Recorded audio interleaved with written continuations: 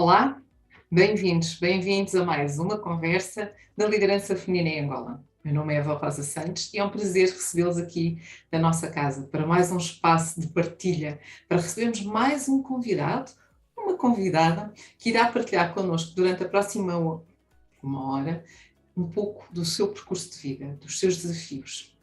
E é sempre um prazer receber os meus convidados nas nossas conversas, naquele que é o projeto da liderança feminina em Angola, que visa a valorização da mulher líder, que visa dar voz, ter voz às mulheres.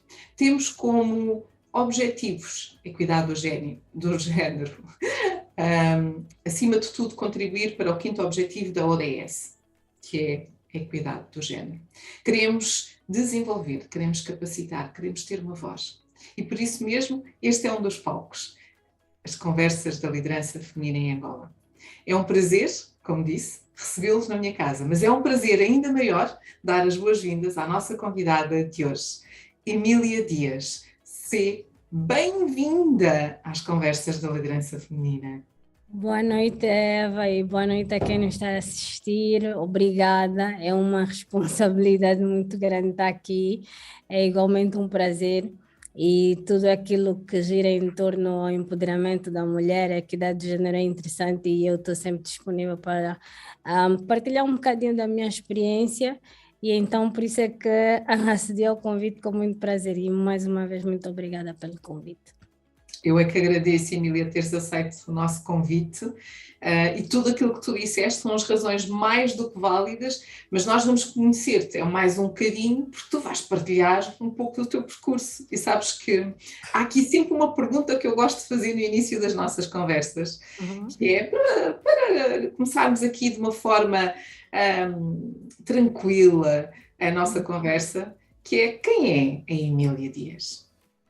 Well, a Emília é uma jovem angolana, sonhadora, marketeer, empreendedora, e acima de tudo eu me considero também uma jovem patriota, né?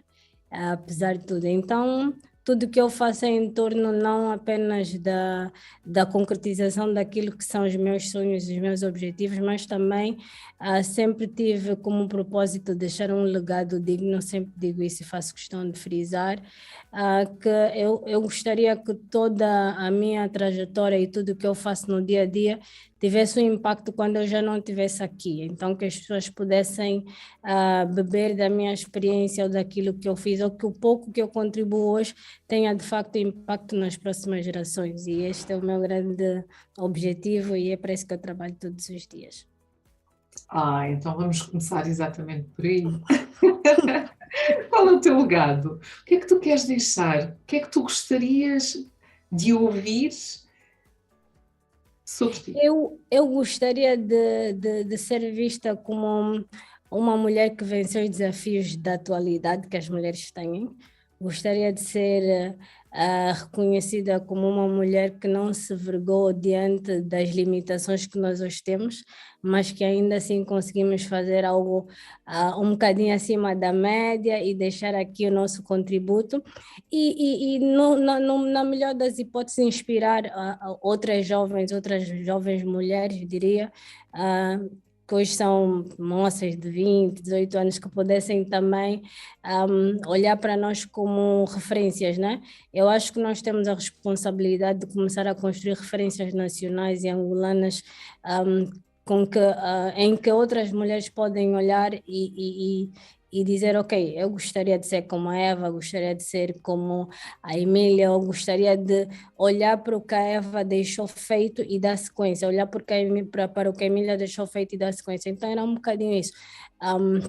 Eu acredito muito que as gerações não podem ter os mesmos problemas, os mesmos desafios, mas sim devem dar sequência, ou nós temos que deixar os caminhos pavimentados para a próxima geração. Então é nessa ótica, é no fundo deixar a porta aberta para o próximo passo.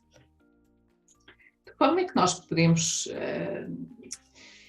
contribuir? Nós já estamos a fazê-lo, portanto é um bocado redundante fazer esta pergunta, mas diria mais: como é que nós podemos envolver essas jovens a continuar este legado que estamos a deixar? Eu acho que, acima de tudo, antes de qualquer coisa, devemos fazer com que elas percebam o propósito. E percebendo o propósito, claramente irão se identificar, algumas sim, outras não, e quem se identificar com o propósito provavelmente vai juntar-se a ele, né?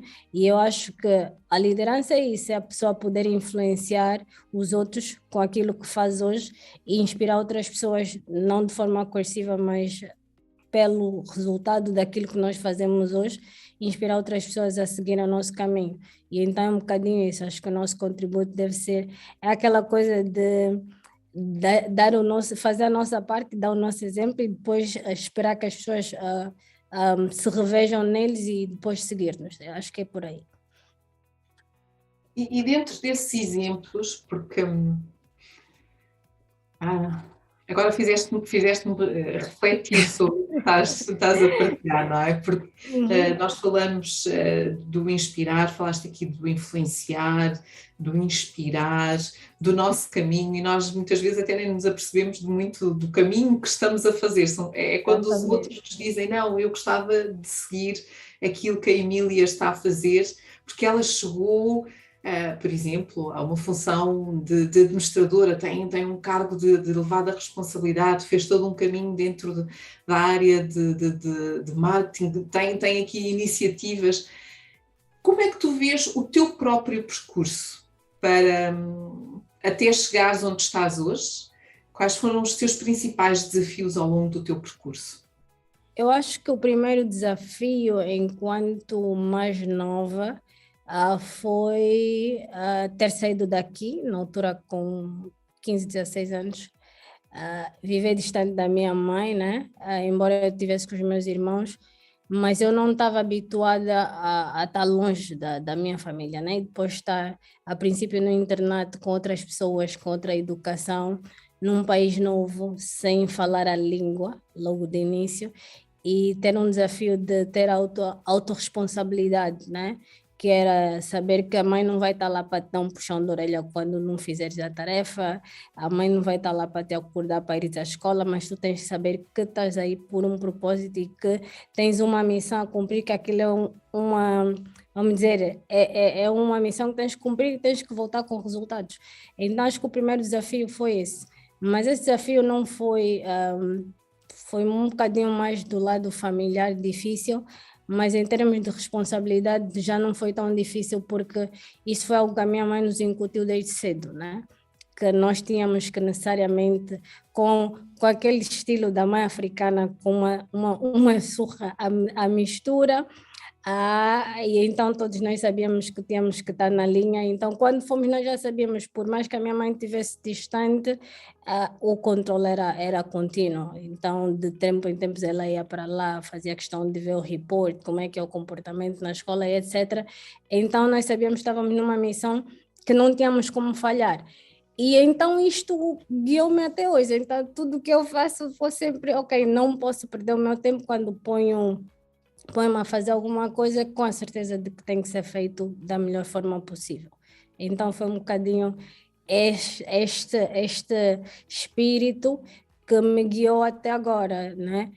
Também tem não sei se é defeito ou virtude, sou um bocadinho perfeccionista, então tem aquela coisa de correr atrás e às vezes sou muito ansiosa, então também, enquanto eu não consegui concretizar da forma que eu imaginei, ou que idealizei, não terei paz de espírito, então vou correr atrás para fazer as coisas. Então, isso tem todo um processo, pronto, a mistura. Também tive a sorte de encontrar pessoas que sempre me abriram a mão, deram-me oportunidades e acreditaram em mim logo de início, desafiaram-me e esses desafios ajudaram-me também a ir um bocadinho mais além, a aprender coisas que eu não sabia. Eu formei-me em marketing, logo o primeiro emprego foi em marketing estratégico, fui para a área da banca e depois quando vim para telecomunicações eu não sabia de nada. E hoje eu estou à vontade para navegar no setor como qualquer um que se tenha formado na área, né? Claro que continuo sempre a aprender todos os dias, mas foi porque eu, no fundo, ao longo desses 12 anos aprendi tudo do zero. e então foi um bocadinho a vontade de querer aprender. Eu acho que quem trabalha, qualquer pessoa que está no mercado de trabalho tem que estar aberto a isso, né? Não pode estar limitado, ok, eu só sei disso e vou ficar por aqui, porque hoje em dia, e diz-se que mesmo em marketing, ah, é como medicina. A pessoa tem que estudar todos os dias porque a tendência do mercado é evolutiva. Há uns anos atrás a rádio era dominante, depois passou a ser a televisão. Hoje já nem tanto, a imprensa morreu para os outdoors e por aí fora. E continuamos, mesmo o digital começa a ser mais seletivo, estamos agora muito virados para a parte de psicologia associada a marketing, à publicidade. Começamos num marketing tradicional, hoje falamos do 4.0, que está muito alicerçado a tecnologia, a psicologia e etc. Então, é como tudo. Eu estudei há uns 16 anos atrás, né? Que eu terminei em 2004 e estamos em 2022 hoje. Se eu ficasse limitada àquilo que aprendi naquela altura, estaria totalmente desfasada. Então, é como tudo. A ideia é a pessoa continuamente aprender que está aberta a adaptar-se às tendências do mercado. E é por aí. E durante a tua trajetória, quais foram, vamos falar, estamos num espaço e na Casa da Liderança Feminina, não é? Portanto, e acho que se não te colocasse esta questão, até ia perguntar porque é que não te tinha colocado. E vou colocar. Não, Só chorar. Não, dentro do espaço e deste espaço de liderança, és uma jovem mulher, és uma mulher empreendedora cheia de garra, tiveste constrangimentos, já disseste que não, que encontraste sempre pessoas que te deram a mão, mas enquanto líder, como é que foi ou como é que tem sido o teu percurso enquanto líder feminina? Tive muitos desafios, principalmente em termos de gestão de pessoas, né?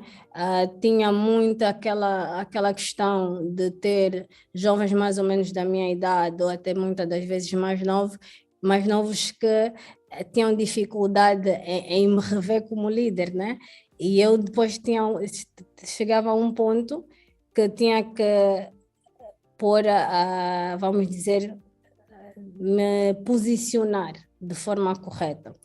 E no início eu não tinha, diria que não tinha a inteligência emocional que tenho hoje, e então e sempre fui uma pessoa muito frontal desde muito nova, e tinha aquela coisa de questionar diretamente, e muitas das vezes tive vários conflitos com colegas, principalmente na mesma linha, e com subordinados numa certa altura, até a altura que eu fui amadurecendo tanto enquanto pessoa, enquanto profissional, e comecei a fazer a leitura das pessoas, comecei a aprender a fazer a leitura das pessoas e a forma correta de me posicionar. Em vários casos tive formações também, que era para poder perceber melhor a minha personalidade e depois também poder fazer a leitura das pessoas e começar a ter a atitude mais correta. Até aí, entretanto, claro, hoje tenho colaboradores que estão comigo há mais de 10 anos, tenho alguns que formei desde o primeiro emprego, continuam hoje comigo, então tenho algumas histórias boas para contar também, e tenho, claro, tive casos de pessoas que saíram da instituição, inclusive, e pronto, mas nem todo mundo, claro, é compatível com todos, e essa é a questão da liderança, né? Hoje eu dou-me por feliz por saber que tenho pessoas, e graças a Deus, que dizem, olha, eu aprendi isso contigo, eu sou assim hoje porque isto, e há aquelas que tem o lado, ninguém agrada a gregos e troianos, então, mas eu consegui reconhecer o meu crescimento, né, ao longo desse tempo, e graças a Deus. O maior desafio que eu tive foi mesmo em termos de gestão de equipa, aquelas pessoas, porque temos sempre aqueles colaboradores mais desafiantes, e então nós temos que muitas das vezes estar preparado para esses também. E hoje eu estou bem mais preparada do que era há uns 10 anos atrás e, graças a Deus, estou aqui a navegar. Mas a liderança é exatamente isso.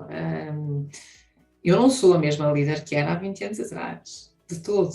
E se nós acharmos que somos o mesmo líder que éramos há 20 anos atrás, ou há 10, ou há 15, ou há 5, então há um Uma problema. coisa não tá bem, Há um problema, exatamente. não é? Há um problema, porque tu tens falado aqui de um tema que é fundamental, que é a contínua aprendizagem.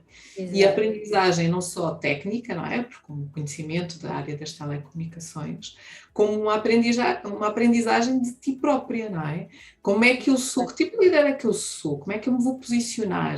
Quais são os desafios que eu tenho? Como é que eu vou responder a eles? Como é que as pessoas estão a reagir à minha liderança? Como é que, e tu disseste isto, e nós temos que ter esta capacidade de gerir a diversidade de pessoas que vamos ter, não é? Exatamente. Porque Senão não acontece, né? senão não acontece E mesmo. há aqueles que são mais desafiantes, há uns que são muito mais flexíveis, há uns que têm uma capacidade de absorção e até flexibilidade para aprender, e há outros que têm resistência em aprender. E aí então nós temos que ter aquela capacidade de fazer a leitura das pessoas e saber como é que eu lido com cada uma delas, né? E depois, encontrando essa fórmula, tudo começa a encaixar-se, a fazer um bocadinho mais de sentido e fica mais fácil. Eu gosto muito também, ou melhor, normalmente nós pensamos nos desafios e nas dificuldades, mas eu gostei muito da partilha que tu disseste, que é também há pessoas que estão comigo há mais de 10 anos, portanto, isto são as partilhas boas, quer dizer que mesmo no teu Exatamente. processo contínuo de aprendizagem, mesmo com as dificuldades que possas ter encontrado pelo caminho, tu tiveste também pessoas que acreditaram em ti, que quiseram estar contigo, que tenho certeza que cresceram contigo ao longo destes Exatamente. 10 anos, não é? Portanto, a Profissional aprendizagem. e pessoalmente, né? Eu tenho colegas que, por exemplo, quando entraram, eram solteiros, não tinham filhos, hoje têm 4 filhos, têm os filhos já ir para a escola e etc. Então, tem toda uma trajetória de vida que acompanha desde o casamento e isso tudo. Então, acho que tem aqui algumas. Cruza, não é? Que se Exatamente, cruza.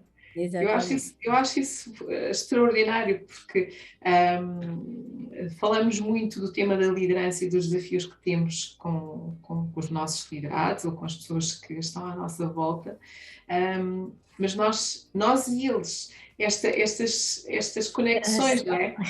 E depois É, também o respeito uns pelos outros, porque como tu disseste, e bem, nós não agradamos nem a gregos, nem a troianos. uhum. Ou seja, nem toda a gente vai gostar de nós, nem nós Exato. E vamos temos de gostar estar também. preparados para aceitar essa parte, né? Não somos perfeitos e também, tal como nós não gostamos de todo mundo, também nem todo mundo vai gostar de nós. Então, temos de estar Mas preparados manter o para esta. respeito Exatamente, profissional, não exatamente. é? Isso é que Eu acho é que, o essencial e mais nada.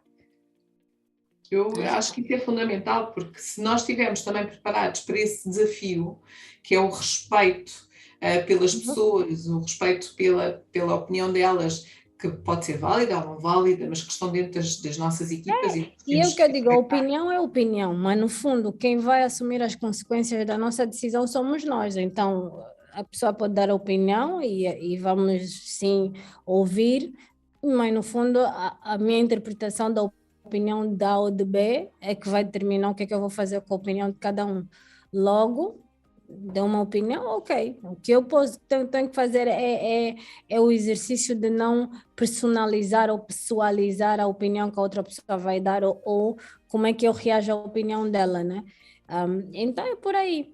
A opinião, todos nós temos direito, falamos até em Estado democrático e de direito, liberdade de expressão e etc. Mas as pessoas têm que ter noção que entre uma e outra, desde a democracia até a liberdade de expressão, há o respeito e é este que determina o limite daquilo que nós vamos falar ou da forma que vamos lidar com os outros. Então é por aí. O resto, temos aqui a nossa capacidade de depois absorção e fazer o filtro daquilo que agrega valor e aquilo que não agrega valor e depois é só tomarmos as decisões de acordo com isto, né? O que agrega valor a gente absorve, o que não agrega, tiramos pusemos de lado e vamos a continuar a caminhada, né? Consegues fazer isso de uma forma tranquila? Tudo que não agregue valor pôr de lado e Não, continuar a já viver? comecei. Já tive muita dificuldade relativamente a isso. Hoje já estou bem mais tranquila, relativamente a isto. Antes eu era muito sensível a essas coisas. Ficava triste, já cheguei várias vezes a casa, chorava e os meus pais, não, tem que ter calma, isso é mesmo assim e tudo. Hoje em dia já, depois comecei, a pessoa já hoje tem a capacidade de fazer uma leitura e perceber quando é que uma pessoa toma uma atitude com uma intenção por trás da coisa, então já faz uma leitura muito mais madura. E são os benefícios que eu tive desses anos de experiência e com a idade também, né? Porque antes era realmente muito complicado. Eu adoro a tua honestidade, não é? Porque Não, eu digo sempre, não é fácil. Muitas das vezes nós temos aquela coisa de querer maquiar e dizer, não, sim, temos desafio, mas não é fácil.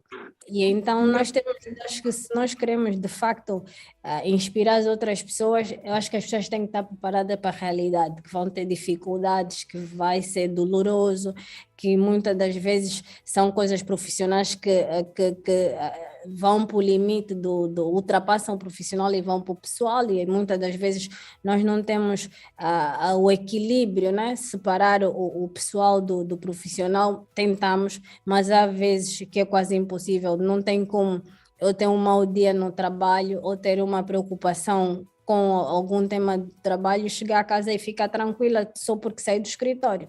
Então tem essas coisas, fala-se muito do equilíbrio que é necessário, mas nem sempre é possível. E vice-versa, né? Se eu tiver uma preocupação pessoal, o meu desempenho também no trabalho pode não ser dos melhores. Então, por isso é que tem sempre que haver aquela questão de estarmos preparados para esses desafios de um lado e do outro.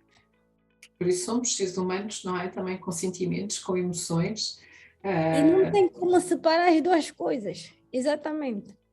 Porque É eu também, quase se estiver impossível. contente, vou trazer essa felicidade para dentro da organização. Se eu estiver cinzento, não é? E as coisas Também, não corram bem, exatamente. aquilo que eu vou trazer também é tudo muito cinzento à minha volta, não é? E vice-versa, as Exatamente. pessoas com E, quem e nas alturas que lugar. nós estamos mais felizes, vamos dizer, emocionalmente, a nossa produtividade é melhor.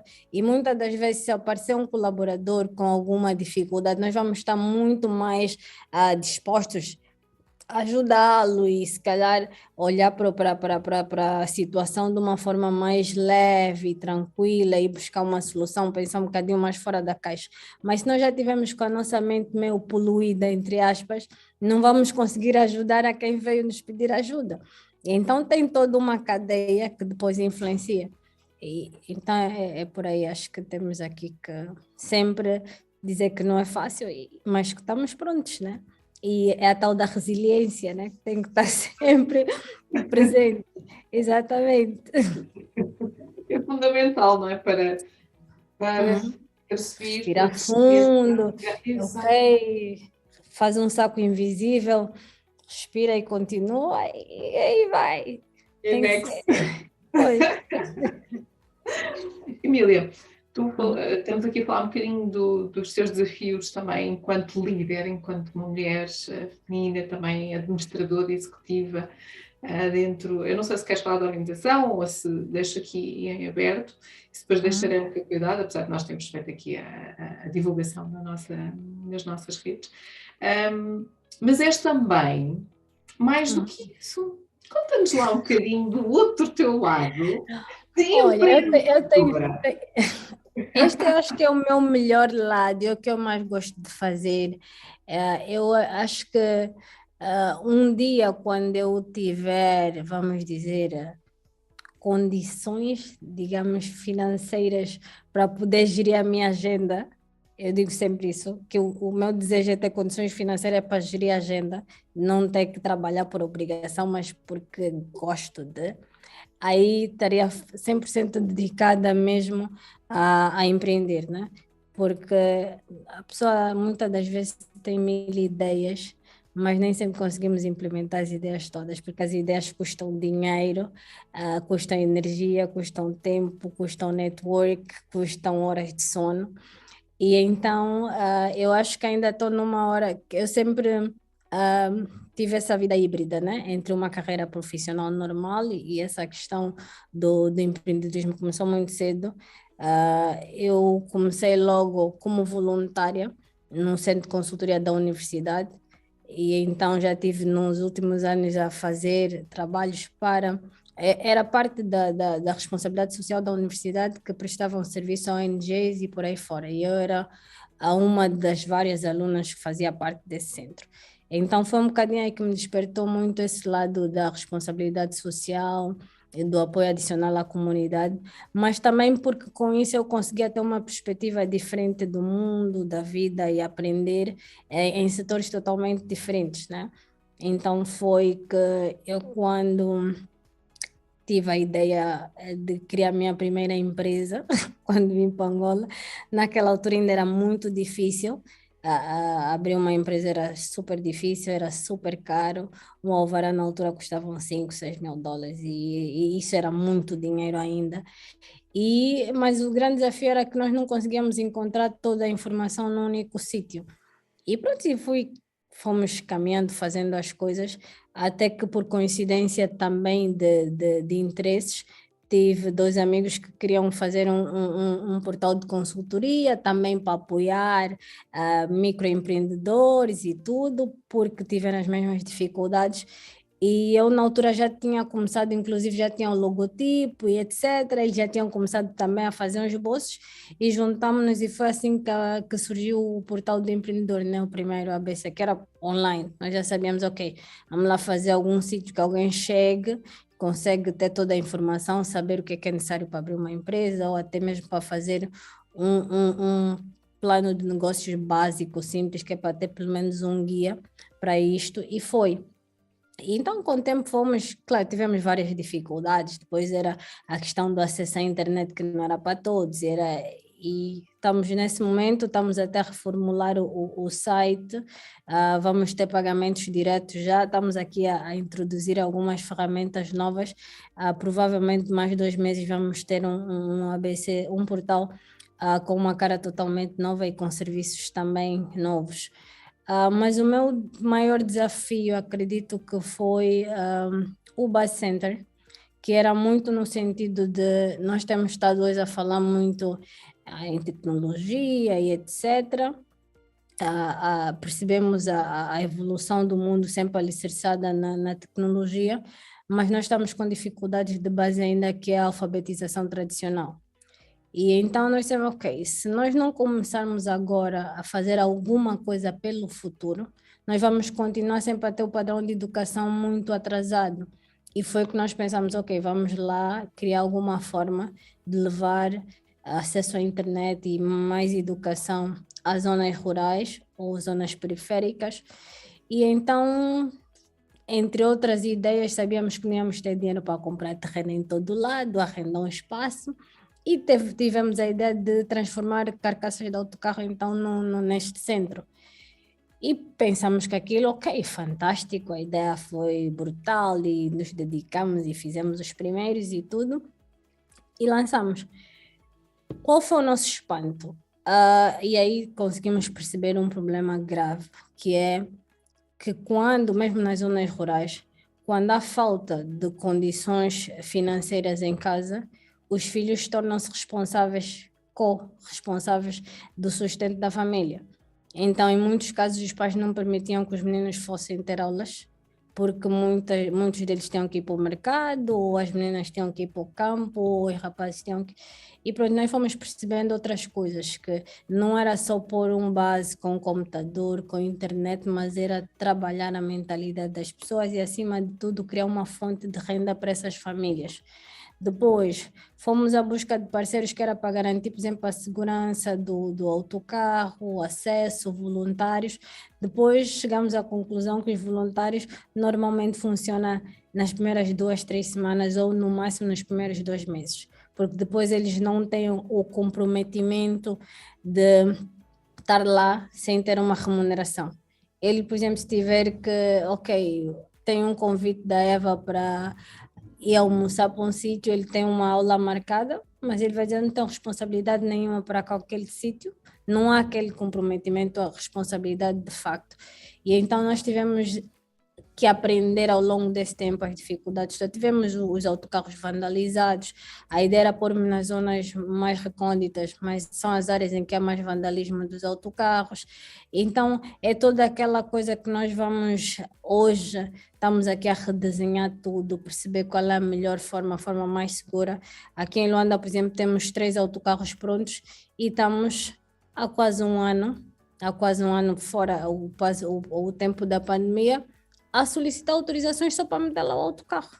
Já falamos com várias administrações, já tivemos inúmeras reuniões e que a pessoa também não consegue perceber bem qual é o senso de responsabilidade social de algumas pessoas, né?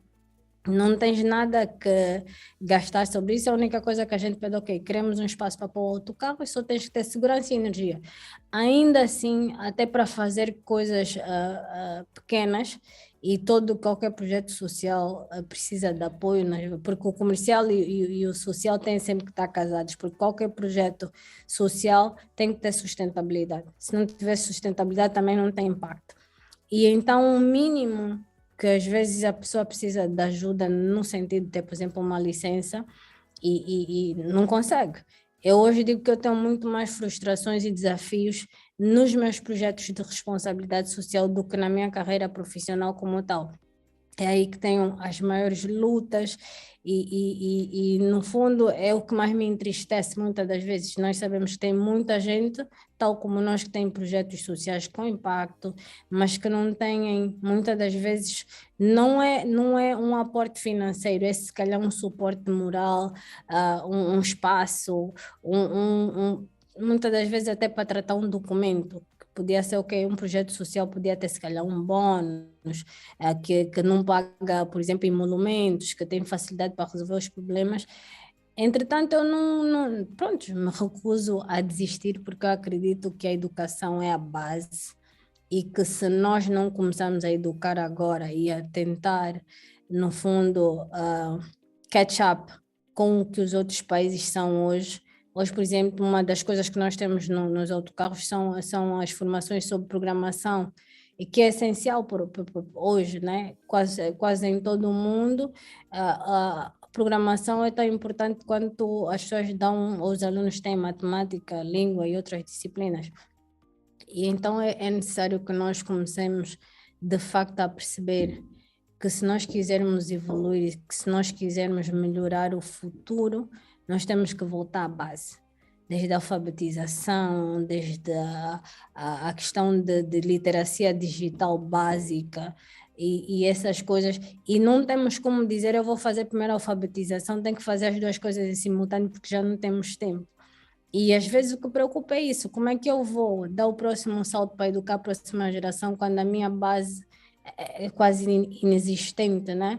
Eu não posso construir um edifício sem fundações, logo eu tenho que voltar, por mais que eu hoje fale, ok, vamos pôr tecnologia em todo lado, mas se as pessoas não têm a base, é muito complicado. Vamos sempre chegar a um nível, mas que depois vamos ficar limitados àquilo, não vai haver evolução. E uma das coisas que hoje me preocupa é isso, porque nós mesmo em termos tecnológicos, se quisermos dar um salto e etc., temos que ter pessoas preparadas para a aceitação e até a absorção dessa tecnologia, dessa evolução. E se nós não tivermos pessoas prontas para isso, vamos estar sempre aqui com as mesmas dificuldades de sempre. E não, por exemplo, a tecnologia traz eficiência nos processos, agrega valor, reduz o tempo, melhora a qualidade. Mas por mais que nós tenhamos todas as ferramentas necessárias, tenhamos todas as infraestruturas, se não tivermos pessoas capazes de operar e trabalhar com aquilo, vamos continuar a ter o mesmo problema. E então isso é uma das coisas que eu ou que nós, com o projeto Bacenta, queríamos combater não só isso, mas também a questão da alfabetização das mulheres, aproveitar, por exemplo, um cantinho, e a ideia era essa. Ela podia estar, por exemplo, de um lado do base temos um espaço que seria para fazer uma mini creche, um espaço em que, enquanto a mãe está fazendo aulas de alfabetização, tem um outro grupo que cuida dos bebês, e quando trocar, e pronto, aquela coisa mesmo da sinergia, exatamente. E então era um bocadinho isto, mas claro, nós não contávamos com todos esses desafios e as dificuldades que fomos tendo ao longo do caminho, inclusive, pronto, e tive várias reuniões, escrevi várias cartas, tivemos casos em que disseram, não, olha, isso aqui eu acho que não vai funcionar porque nós não vamos ter tempo não conseguimos ter espaço para meter esse autocarro porque depois vamos ter que tomar conta. É uma solução adicional que eu estou a trazer para o teu espaço e não custa nada, né? É só dar o espaço. E o resto, o time, nós temos toda uma equipa para trabalhar, tem os formadores, tem tudo pronto, temos os computadores que foram doados, alguns pela Embaixada Americana, outros pelo Ministério das Telecomunicações também. Tivemos vários voluntários, pessoas singulares que doaram tintas, doaram material para isto, alguns doaram horas de trabalho. E então, estamos aqui nesse impasse. Estamos agora, provavelmente, mais daqui a umas 2 semanas, só estamos aqui com algum conflito de agenda. Vamos ter com o Clube dos Médicos, fizemos uma parceria, vamos fazer o primeiro Bacenta de Saúde em Viana. Vai ser 100% gerido pelo Clube dos Médicos. E então estamos só aqui a fazer os últimos acertos, dizer que está quase pronto. Só não foi aberto antes por causa da questão da pandemia, porque já está pronto há algum tempo também, mas isso foi pelo menos uma das melhores parcerias que nós fizemos hoje. Olha, está aqui e o próprio Clube dos Médicos já tem um leque de consultas e tem o time todo pronto, só está aqui a faltar alguns ajustes mínimos, mas essa pelo menos é uma que, graças a Deus, estamos super confiantes de que vai deslanchar daqui a pouquinho. Mas é por aí que eu digo, os maiores desafios estão realmente nesta área dos projetos sociais. Eu sinto as tuas dores, sabes disso?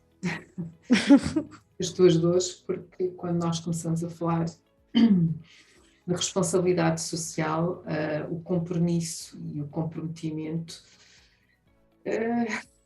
tem que haver realmente um grande esforço da nossa parte, o não desistir, o não baixar braços, o acreditar que é possível, para podermos continuar a dar essa contribuição.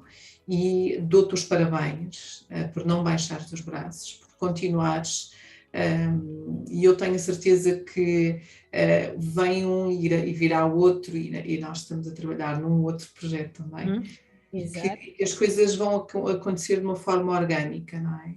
E que um alavanca o outro. Apesar das dificuldades, um vai alavancar o outro e que vamos conseguir puxar por aqui, que vamos conseguir consolidar para podermos fazer e para poderes continuar a fazer essa diferença dentro da área da responsabilidade social, porque a alfabetização é fundamental, é crucial, acabaste de dizer. Portanto, isto é construir fundações, é construir o futuro, é continuar a construir o futuro. Atenção. Exatamente. E fazer correções, porque nós tivemos muitos déficits. Nós hoje temos, por exemplo, ontem tive uma experiência surreal e por acaso estava numa instituição pública e depois chamaram, olha, ao pessoal que tem que tirar impressão digital.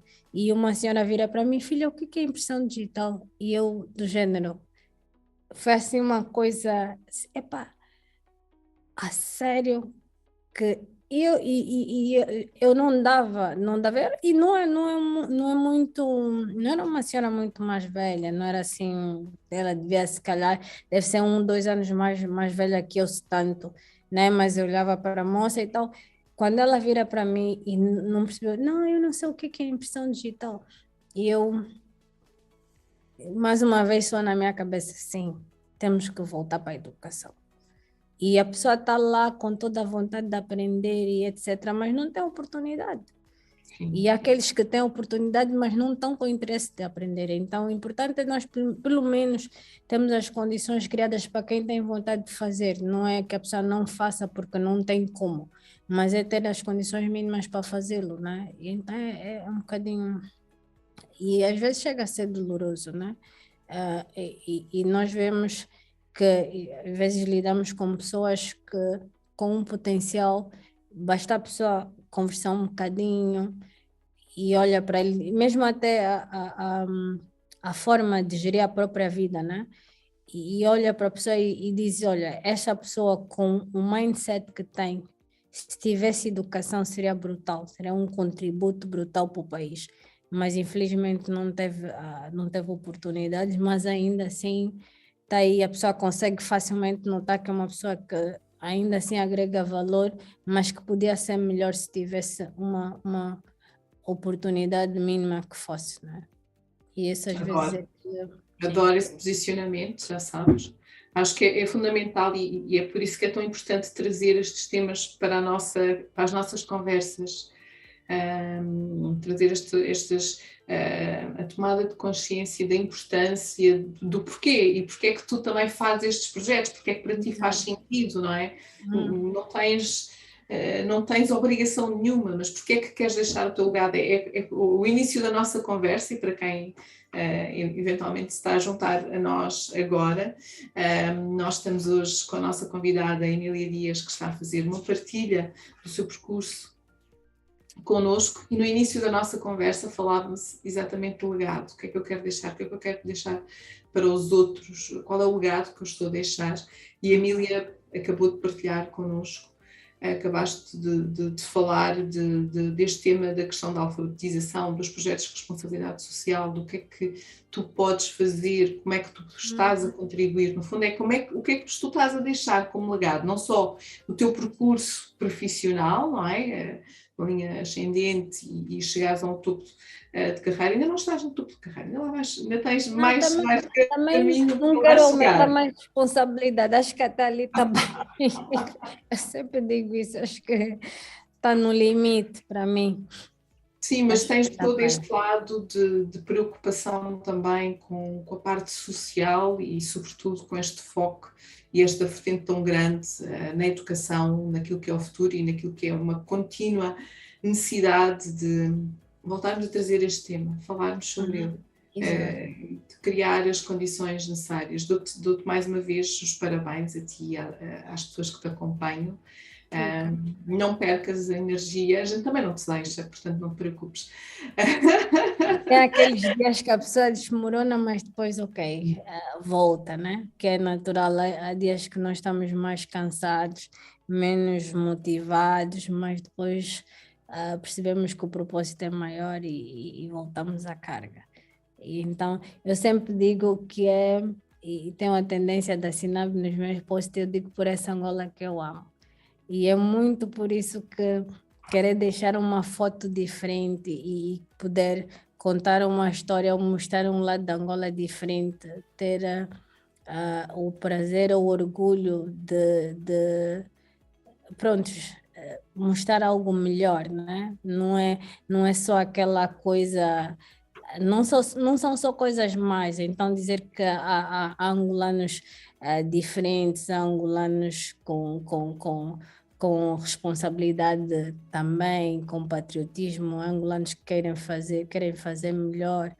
E então é um bocadinho por aí, por essa Angola que amamos, tentarmos fazer o máximo para que ela seja melhor um bocadinho a cada dia, né? Que melhore um bocadinho mais. E pronto, é por aí. Acho que não conseguimos fazer tudo, mas é como se estivéssemos todos num puzzle e cada um põe a sua metade. Daqui a pouco vamos conseguir ter a big picture toda bonita. E é um bocadinho nessa linha. Estamos a construir. Eu acho que eu acho que este puzzle já existe e a big picture também. Está-se a formar. Eu acho que é muito mais consolidar, não é? É pôr a cola em todos aqueles bocadinhos para ela não se descolar. Eu acho que é muito isso também, porque eu sei que há esta dificuldade muitas vezes dos apoios, mas quando nós os conseguimos, nós depois criamos a cola, não é? Necessária para a continuidade. E trazer os voluntários, que achei Exatamente. Achei essa tua dor dos voluntários, que é a falta de compromisso. Isso claramente é uma falta de compromisso. Eu estou aqui porque show off, eu estou aqui porque, ok, deixa só ver o que é que isto funciona, mas as pessoas têm que perceber que tem implicações, não é? O estar Exatamente. presente, o dedicar horas, o que é que isto significa? Ok, se não podes dar 1 hora, podes dar 15 minutos, pode dar 30, mas 10, 30, dá É esses 30 de ótimo. coração. Exatamente. Se não, Exatamente. não digas que vais, porque as pessoas E depois aí, têm impacto, pois, não é? daí hoje eu, por exemplo, mesmo quando for fazer hoje quando olho para qualquer projeto de responsabilidade social, eu olho sempre os custos associados. Não tem como, mas se a pessoa quiser realmente atingir os objetivos e ter o impacto desejado, tens que ter um budget para apoio a isto, pagar os voluntários, ainda que for com transporte, o mínimo que for. Por exemplo, material de escritório, tudo isso precisa de dinheiro para comprar, não vai ter sempre gente para doar. Então, hoje em dia, o mínimo que seja qualquer projeto de responsabilidade social tem que ter alguma vertente de sustentabilidade para poder, de facto, atingir os objetivos, senão não funciona. E nós, claro, tivemos essa experiência da pior forma possível, mas hoje eu já sei que não há responsabilidade social sem dinheiro. Não existe. Isto é uma Podemos mensagem ter o mínimo, importante, mas que não há sem dinheiro, não funciona. é aquilo que eu defendo cada vez mais, é a sustentabilidade dos projetos de responsabilidade social. Porque Exatamente. apoiar os outros, o dar, e nós aqui falamos de educação, dar as ferramentas aos outros para poderem desenvolver-se, serem autodidatas, terem autonomia para, mas quem é que está por trás? Quais são os apoios que existem? Exatamente. Que Como é pessoas que singulares, organizações, o que é que eu estou a dar para que este projeto que tu tens, os vários projetos, e mesmo eu falo dos meus, daqui a 5 anos ainda existam, não é? Porque senão é trabalhar em esforço inglório. Exatamente, e sem continuidade, né? A ideia que nós dissemos no início, a ideia que nós possamos puxar o novelo, mas quando parar a nossa linha, outra pessoa consegue puxar e dar sequência. Mas isso só vai acontecer se tiver, de facto, Sustentabilidade. sim, sustentabilidade. Então Exato. é por aí.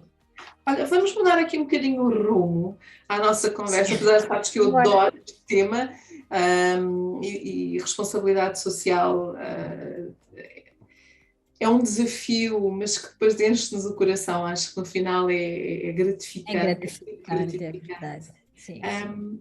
E estamos a falar, mais uma vez, aqui na nossa casa, na liderança feminina. E que mulheres é que te inspiram, Emília? E porquê? Olha, primeira, eu acho que pode parecer clichê, mas a minha mãe. E eu sempre conto essa história porque durante algum tempo meu pai esteve fora para se formar e então a minha mãe praticamente nas áreas, na altura mais crítica ficou só conosco, né? E então tivemos algum tempo numa família monoparental, sim, e a minha mãe estudava, trabalhava e cuidava de nós e cuidava da casa, né? Na altura não tínhamos empregadas, essas coisas todas, e a minha mãe trabalhava na altura na Boa Vista e estudava ali ao lado, na Ho Chi Minh, né? Então ela saía de um extremo da cidade para o outro todos os dias, chegava a casa, nós não podíamos repetir as batas, né? Ela fazia questão de lavar e engomar e nós cada dia tínhamos uma bata nova, engomadinha, mochila organizada e como não tínhamos condições, por exemplo, e na altura a minha mãe nunca foi muito de dar dinheiro para levar para a escola, ela fazia bolo, fazia iogurte e nós tínhamos sempre o lanchinho assim todo organizadinho, tanto é que temos aquela coisa de ser todos assim meio alinhadinhos sempre. E então eu senti o sacrifício que ela fazia, né? Porque a minha mãe normalmente na altura já acordava às 4, 5 da manhã, era cuidar da casa, deixar tudo pronto para que nós depois fôssemos a escola, e cada um já sabia que tinha que ir no horário que tinha que ir, não era nada dela, tá? E na altura não havia telefone para controlar se foi ou não foi. E pronto, eu acho que foi um desafio que ela conseguiu sair-se bem. E depois, então, quando nós tivemos que ir para a África do Sul, e a minha mãe sabia que nós estávamos preparados para ir. Na altura, meu pai disse: Não, olha, tu tens que ir com eles para ficar a tomar conta dos meus. Ele disse: Não, eu sei que eles podem estar lá. Ficamos um tempinho no internato, depois fomos para a nossa casa e era mesmo assim, continuamos com a mesma disciplina que nós tínhamos, conseguíamos gerir a casa desde fazer, na altura tínhamos alguém já que fazia a limpeza, mas o almoço e não tinha como, tínhamos que ser nós a fazer e conseguimos fazer um calendário próprio e tudo mais. Então, acho que tudo o que nós somos hoje é fruto da resiliência que a minha mãe teve na altura e da forma que ela nos educou, com muito rigor mesmo. E pronto, eu acho que uma das pessoas que, primeiro, inspirou-me na altura quando eu comecei, quando eu entrei para a universidade, eu quando decidi, eu disse: Olha, primeira coisa que eu não quero na minha vida é ter filho enquanto eu estudo, porque foi muito difícil. Eu acompanhei, eu disse hoje, eu digo sempre, respeito às mulheres que têm filhos, estudam e trabalham. É uma tortura, literalmente. Então, eu sempre digo que não, essa parte, e eu sempre disse isso, não quero, porque eu sei e acompanhei o sofrimento da minha mãe. Depois tinha outra coisa que ela fazia, era que ela surpreendia-nos na escola, né? Ia para lá, queria saber como é que são as notas, como é que é o comportamento. Então, nós todos sabíamos que a qualquer altura ninguém podia passar da marca, porque a qualquer altura tinha uma punição severa. E então, acho que é isso. A minha mãe é daquelas pessoas que até hoje digo sempre que a minha mãe é a extensão da minha agenda. Tudo que eu tenho extra para fazer, a minha mãe está lá para fazer, para ajudar a mim, não só a mim, como os meus irmãos também. Ela hoje está reformada, mas continua a ser o nosso suporte, né? Sempre. Acho que é por aí. Até hoje é a pessoa que, prende, a primeira pessoa é a minha mãe, por acaso, pelos desafios todos que passou. E hoje em dia, mesmo na reforma, continua aqui a dar o seu contributo, a trabalhar no fundo para nós ou conosco. Por exemplo, a minha irmã é médica, a minha mãe gere toda a folha dela de pacientes, e etc. Então, é daquelas coisas que eu digo que a pessoa número um, realmente, a mulher, é a minha mãe. For good and bad. So lovely, que bonito. E tens mais alguma outra mulher que te inspire Olha, na tua são casa? duas, já te digo, além da minha mãe, tenho a Katherine Johnson e a Golda Meir, são duas que eu... Katherine Johnson por causa da trajetória dela na indústria espacial, né? E a Golda Meir porque foi a primeira mulher, primeira-ministra de Israel, membro fundador do movimento zionista, e ela foi daquelas pessoas que foi responsável pelo milagre, vamos dizer, entre aspas, o desenvolvimento que Israel hoje tem, né? Teve no forefront ali a lutar para criar os primeiros imigrantes que começaram a criar o que é hoje o Estado de Israel. E ela hoje tem, e também foi uma pessoa muito ligada à educação e etc. E hoje tem um centro de formação que agora fez 50 anos, que é uma homenagem a ela, que é em Haifa, e eu tive o prazer de fazer formação nesse centro, a honra.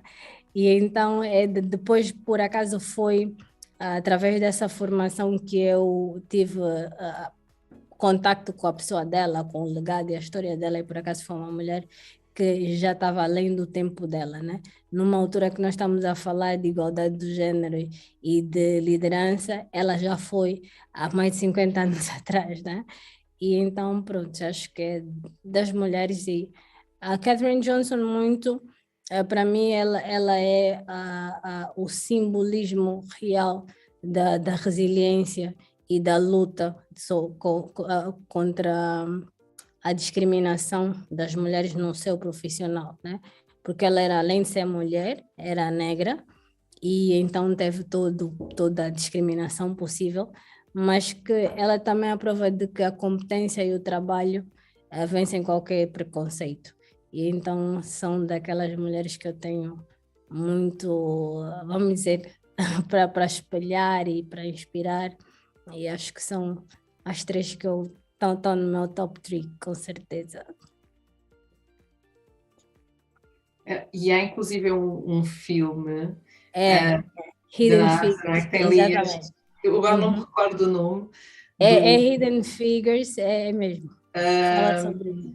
Tem Hidden também a Figures. Dorothy Vaughan, também está. Exatamente, o filme é Sim, absolutamente fantástico. São é, três mulheres, portanto, conta a história depois das três exatamente. mulheres e do o que é que elas fizeram, cada uma Uhum, dentro da sua área, mas este tema da mulher, da discriminação, no ser negra, mas que eram mulheres extraordinárias, totalmente. inteligentíssimas, E não é? fizeram história, por exemplo, acho que Fizeram foi a Dorothy Vaughan, conhecimento. que foi a primeira mulher a entrar para a engenharia espacial na NASA, e ela só Exatamente. fez porque teve a ousadia de ter com o juiz para mudar a lei. Porque Adorei, senão, adorei. porque senão não, também ela foi e tentou várias vezes entrar para a posição, disse, não, mas não pode, porque é mulher. Depois já podia ser, mas não tinha que ter uma formação específica que só faziam naquela universidade, mas que ela só podia, não podia porque era mulher, e então ela teve que ir ter pessoalmente com o juiz e disse, olha, eu tenho tudo isso e só está a depender da sua decisão para poder ir. Lá ela conseguiu finalmente, estudava também à noite só, trabalhava durante o dia, estudava à noite, e depois conseguiu finalizar o curso e conseguiu finalmente entrar como a primeira mulher negra, mais uma vez, engenheira na NASA, né? E hoje, por acaso, o headquarters da NASA tem um edifício completo em homenagem a Katherine Johnson, e também tem a história delas. No fundo, tinha um grupo de mulheres, essas três foram as que mais se destacaram, mas tinha um grupo de mulheres que eram, na altura, os computadores humanos, né? Faziam todas um, todos os cálculos das trajetórias e etc. Do voo naquela guerra Rússia e América para ver quem chegasse primeiro à Lua, e estavam todas elas, em vez de, hoje temos computadores, naquela altura eram mulheres que faziam os cálculos manualmente, então... Mas a história também conta todo esse processo, não é? Da mudança e da substituição dos computadores, dos monstros dos computadores que eram na altura, Exatamente. por estas mulheres que faziam cálculos manuais, e depois eles aprovarem que não, que as máquinas eram mais rápidas. E eu achei inteligentíssimo também, foi a jogada que foi feita, que é, sim, mas alguém precisa de estar aqui frente aos computadores, de aprender Para a trabalhar poder... com os computadores para que eles respondam àquilo que nós queremos. E Exatamente. foi a capacidade de adaptação, não é, que foi apresentada Total. entre traz o computador, sim senhora, nós estamos aqui para te ajudar, mas eu é que vou trabalhar no computador, e foram aprender e tiveram aulas e foram autodidatas e ficaram, não é? Inclusive, foram elas que acabaram por estar também na linha da frente Na linha da frente, exatamente. de toda a parte de back-office que nós não vemos, mas que dava este suporte E tecnológico. o engraçado nisto era que mesmo na altura era a Katherine Johnson, que ela fazia os trabalhos, mas no princípio tinha que assinar A o outra, colega, sim, sim, o colega sim, assinava, né? Porque tinha que ser um homem, não uma mulher. E a primeira exatamente. conquista dela foi a primeira vez que ela conseguiu fazer co-assinatura num trabalho que fez, tal do colega e o dela. Então, acredito, quando nós falamos no legado, é isso, né? Hoje em dia nós estamos aqui, tem outras mulheres lá que estão, graças ao sacrifício e à teimosia, entre aspas, delas, conseguiram quebrar barreiras mesmo com todas as dificuldades.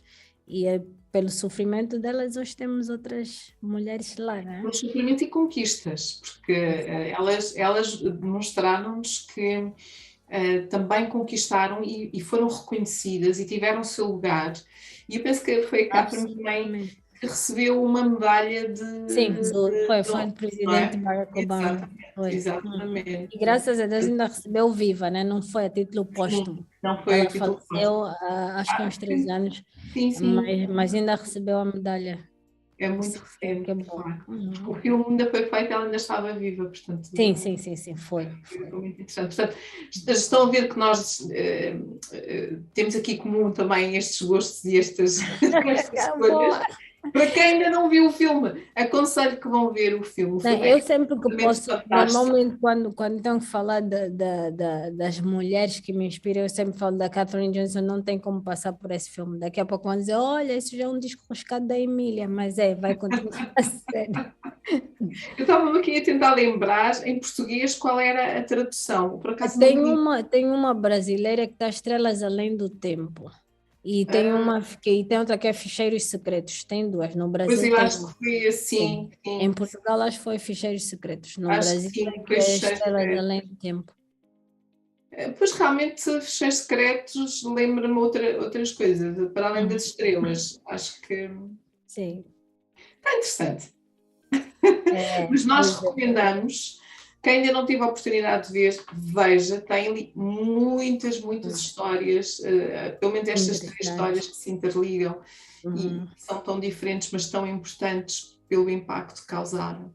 Sabes, Emília, nós estamos a chegar à reta final da nossa conversa, não sei se já. Já. Pois. Mas algo que eu gosto sempre também de pedir aos Uhum. nossos convidados, e vou-te também pedir a ti. Nós estamos a sair das nossas mulheres e vamos diretamente para os nossos livros. Portanto, eu hoje estou a adorar estes temas. Saímos das mulheres que inspiram para um filme, tivemos aqui a falar um bocadinho do filme, No filme. e agora vamos passar então para os livros. E que livros é que tu nos trazes hoje? Olha, dois que eu gosto muito, por acaso até, eu gosto muito de livros biográficos, sempre gostei muito de história, sempre fui boa aluna na história, gosto muito, então tem essa ligação. Primeiro é a biografia do Reinaldo Giannichini, que é muito, ele mais com foco na trajetória dele ou no momento em que ele teve o câncer, né? E ele conta um bocadinho de como é que descobriu com uma pequena irritação na garganta, e mostra-nos mais uma vez que às vezes as coisas mais, vamos dizer, banais parecem coisas muito banais, mas que podem ter um impacto muito grande. E ele conta como é que foi a trajetória até descobrir que tinha um câncer, depois descobriu que o câncer era raro e depois disso teve muito a falar sobre, na altura em que ele achou que fosse morrer, fala um bocadinho de como é que ele via a vida dele naquele momento e como é que a vida pode se perder em alguns segundos e que arrependia-se de algumas coisas e estava grato por muita coisa que ele viveu, mas acima de tudo, o que mais me chamou a atenção foi o facto dele ter sido salvo por um bebê, né? E ele foi cobaia de uma senhora que tinha um filho também com cancro, e então fizeram o primeiro teste nos Estados Unidos, que era para fazer então a compatibilidade com o bebê, e não era compatível com o bebê dessa senhora, e acabou por ser compatível com ele, ou seja, em tudo ele tinha um cancro raro, fizeram um tratamento também primário, e ele hoje está vivo graças à ousadia, né? A coragem de tentar, e acima de tudo por algo totalmente inesperado, né? Porque ele não encontrou um doador, em contrapartida, células da placenta de um bebê que foram responsáveis pela sobrevivência dele. Então, muitas das vezes isso mostra que muitas das vezes as soluções estão em áreas muito improváveis e que a esperança e a fé acima de tudo, porque ele tinha tudo, supostamente não havia solução.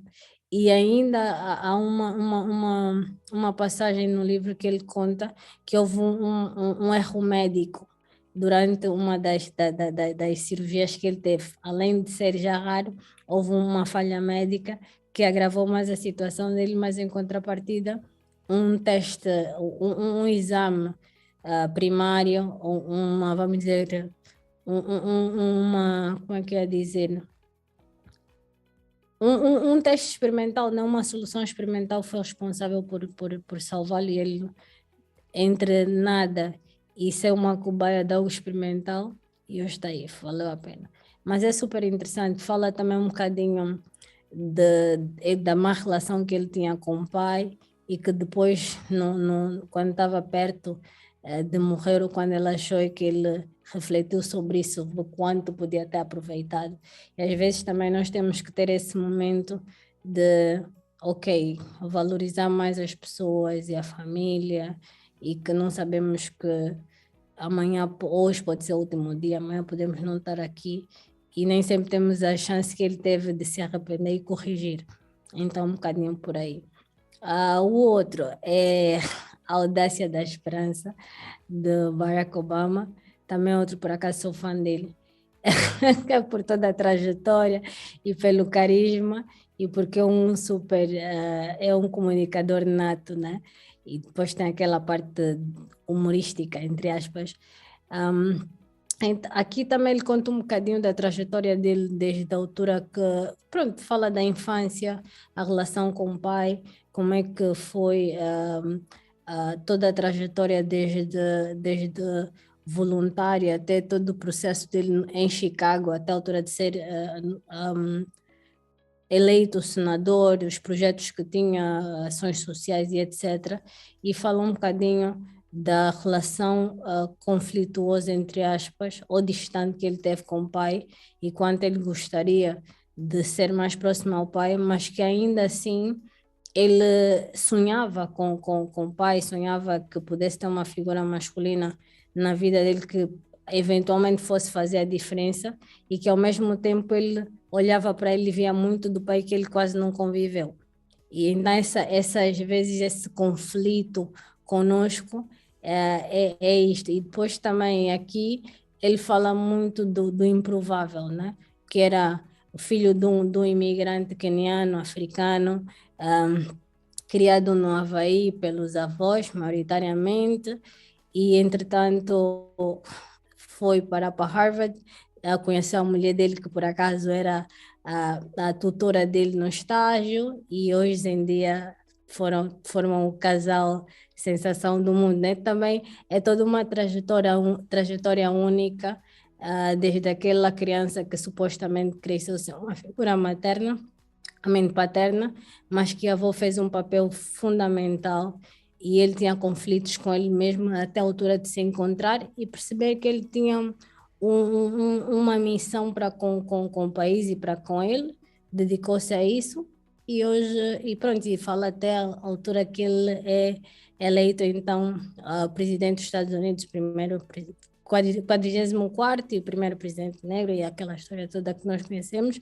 Mas é o que ele diz, que é a audácia da esperança. A primeira coisa que ele cumpriu, vamos dizer, na audácia que ele teve, era de conhecer exatamente a origem dele, visitando o Quênia, a aldeia em que o pai nasceu, conhecer a avó, e pronto, ele conseguiu ter essa ligação com a origem dele, porque ele teve a audácia de querer, pronto, tem a audácia da esperança de saber da origem dele, e a audácia da esperança de poder mudar ou ser o diferencial no mundo, conseguir alcançar um patamar que até anos atrás parecia algo impossível, né?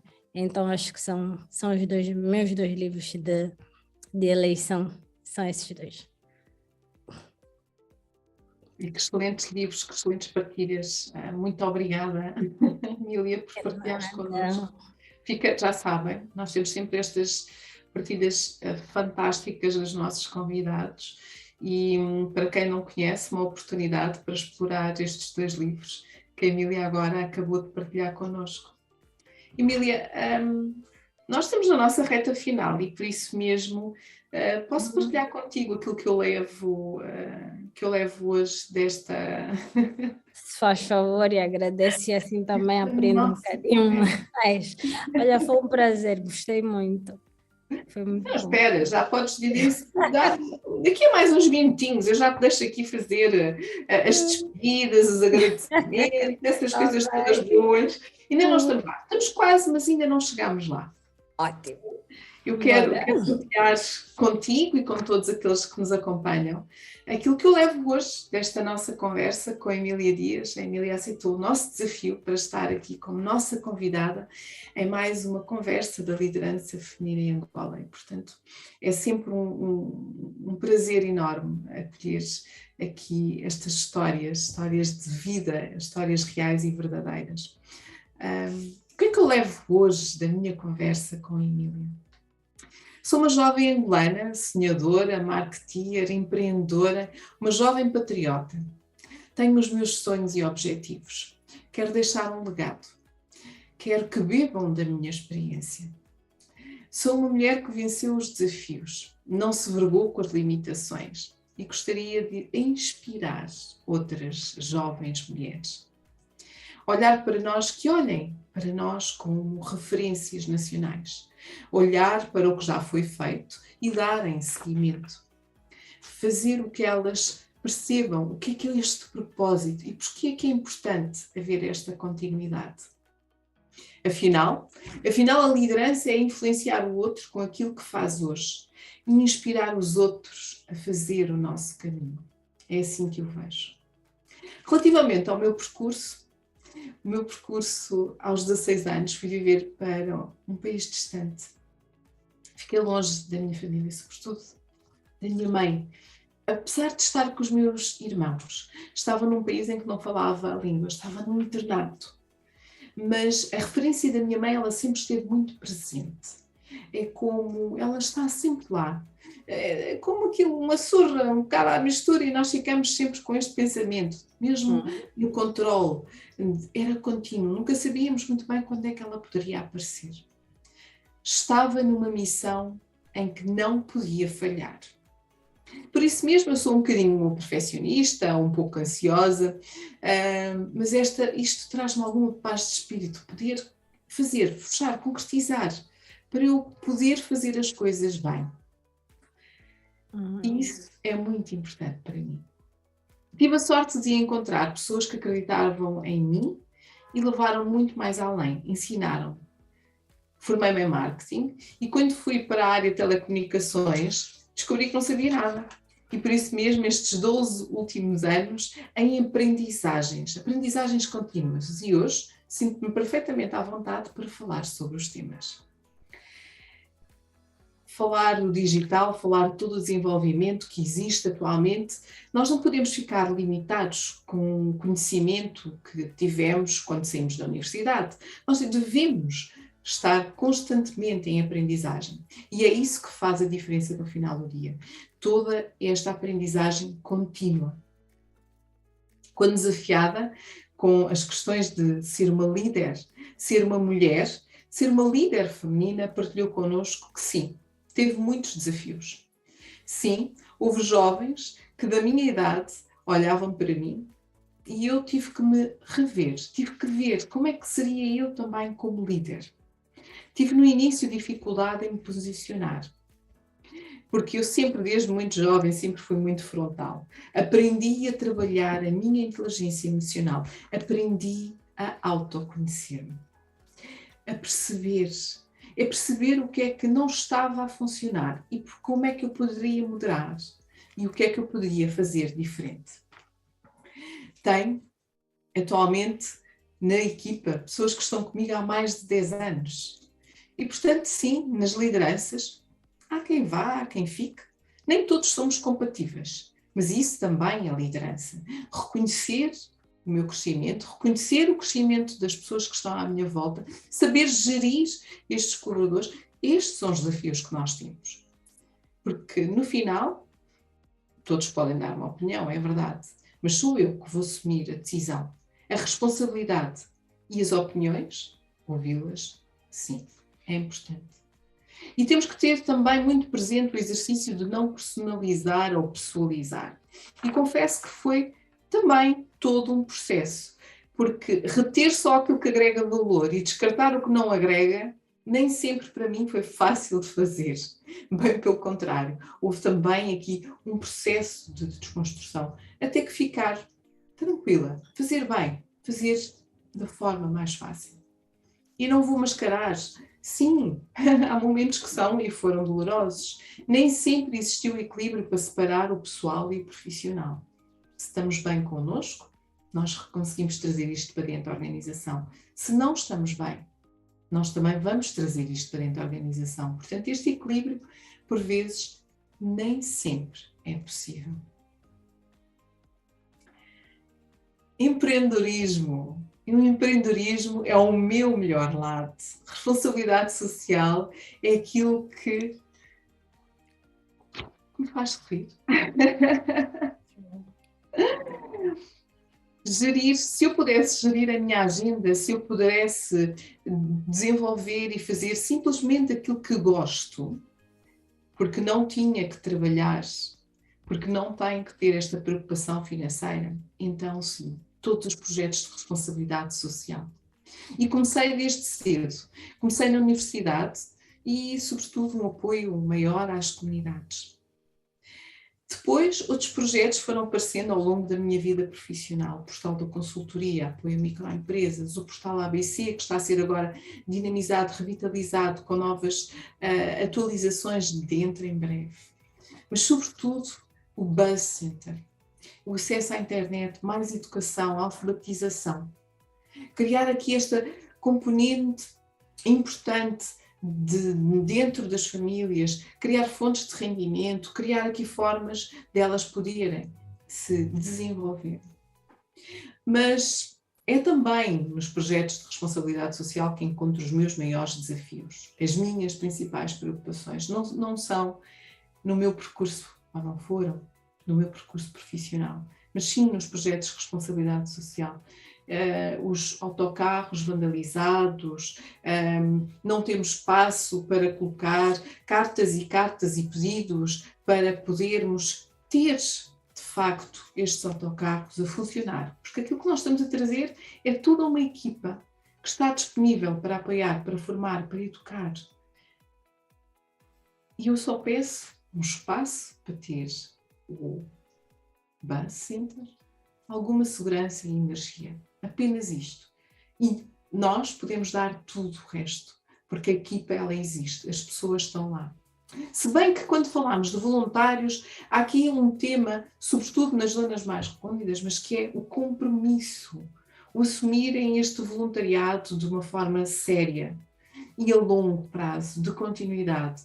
Por vezes funciona muito bem nas primeiras 2, 3 semanas, talvez 2 meses, mas depois, rapidamente, as pessoas ficam desmotivadas, sem compromisso e em segundo plano. Reforçamos a importância do compromisso. Se realmente você vai dar 30 minutos do seu tempo, dê na íntegra esses 30 minutos. Não finja que vai dar. Portanto, os desafios que têm são enormes.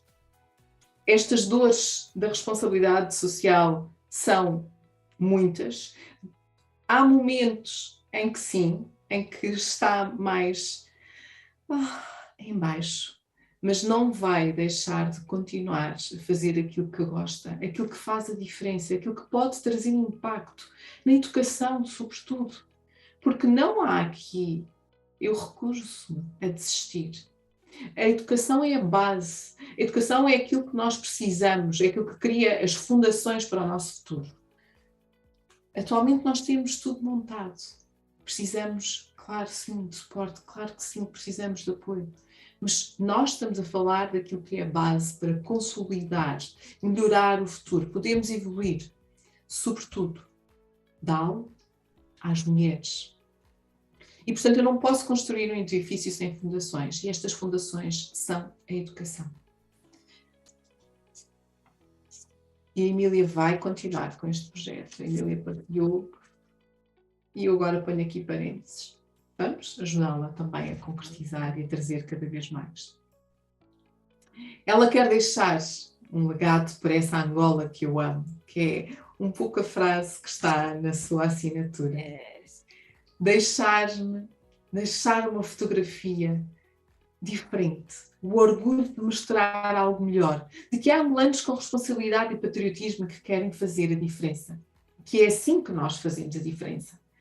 Por isso mesmo, quando olho para os projetos de responsabilidade social atualmente, olho para os custos associados. Qual é o budget? O que é que eu preciso de investir? Como é que eu vou buscar este valor? Porque a sustentabilidade tem que existir, a durabilidade dos projetos tem que existir. E por muito que nós pensemos, isto é responsabilidade social? Não. É preciso olhar para a sua sustentabilidade. Quando lhe perguntei quais eram as mulheres que lhe inspiravam, partilhou mais uma vez histórias da sua mãe. A sua mãe é a número 1, a mulher que mais inspira. Por todo o trabalho, por toda a dedicação, por tudo aquilo que passou e transmitiu ao longo da sua vida. Mas ainda hoje é um porto seguro. Ainda hoje a minha mãe é o nosso suporte. A minha mãe é uma extensão da minha agenda. Eu sei que posso contar com ela. Eu senti que todo o sacrifício que ela fazia, eu senti a sua presença sempre. Eu senti que se nós não estivéssemos na linha, qualquer momento ela poderia aparecer para saber como é que nós estávamos.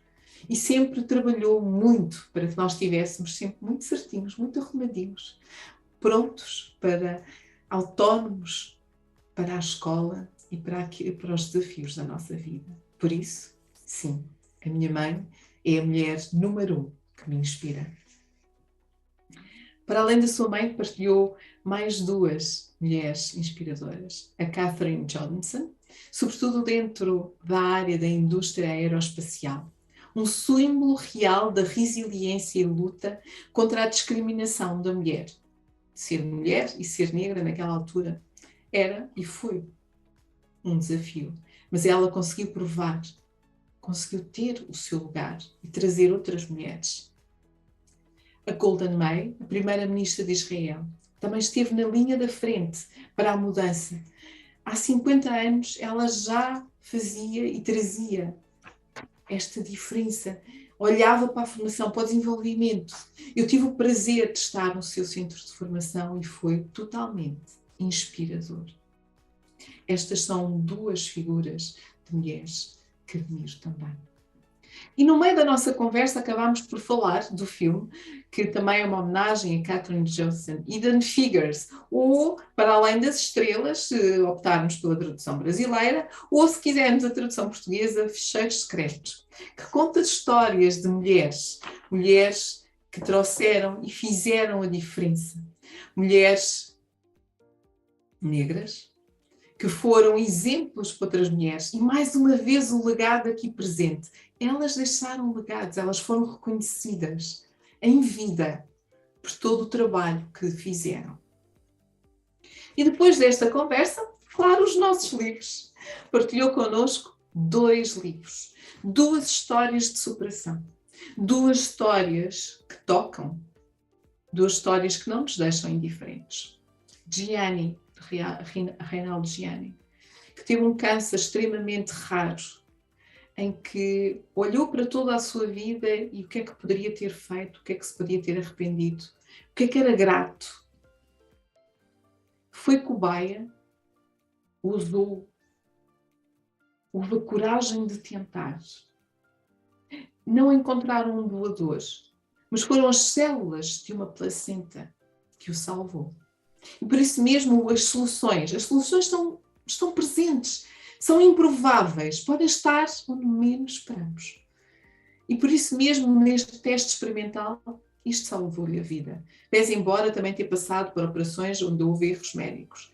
Mas isto salvou-lhe a vida, este teste. Compreendeu também a má relação com o pai e o quê? O que é que poderia ter aproveitado?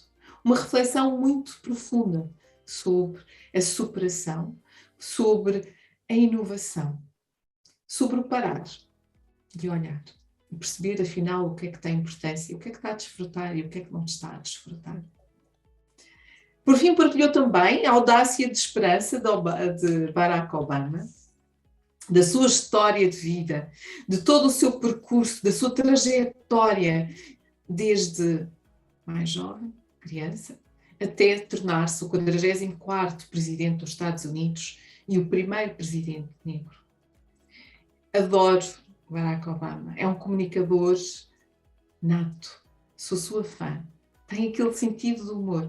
Ele fala muito do improvável, daquilo que seria possível, que provavelmente isto não poderia, não deveria, mas que aconteceu. É esta a sua história. E foi assim, ao longo desta mais ou menos uma hora, esta minha conversa e isto que eu trago hoje para vocês e isto que eu levo comigo nesta nossa conversa tão agradável, Emília. E mesmo antes de nos despedirmos de todos aqueles que nos acompanham, queria pedir-te, agora sim, podes fazer, queria pedir-te uma mensagem final. Olha, eu estou sem palavras, foi de facto um momento também de reflexão para mim. É sempre bom nós podermos ter momentos como esses, de mulher para falar um bocadinho. Não no sentido de lamentar, mas de refletir. A liderança não tem género, mas nós mulheres temos que provar sempre que temos tanta competência quanto os homens e a liderança não tem a ver com cargo, né? Nós às vezes vemos crianças que têm atitude que nós de início olhamos para aquela criança e dizemos, essa é uma líder nata, nasceu para coisa. Então essa capacidade de influenciar e inspirar os outros e que acho que nós cada vez mais temos que beber uns dos outros, aprender com aquilo que cada um tem de especial. Acredito que cada um de nós tem algo que nos diferencia e é esta troca que tem que ser constante para que possamos sempre poder agregar valor e aprendermos cada vez mais umas com as outras. Hoje eu acho que já falei tudo. Agradeço imenso pelo convite, pelo desafio. E pronto, vamos estar aqui sempre por trás, a correr atrás dos nossos objetivos, dos nossos sonhos e com certeza fazer tudo por essa Angola que tanto amamos e que temos fé que os nossos filhos e os nossos netos terão um país que eles possam se orgulhar e não apenas... Pronto, esperamos que muitas das coisas que nós hoje reclamamos estejam bem melhores daqui a algum tempo e que não sejam problemas para a geração deles. Então é por aí. Obrigada.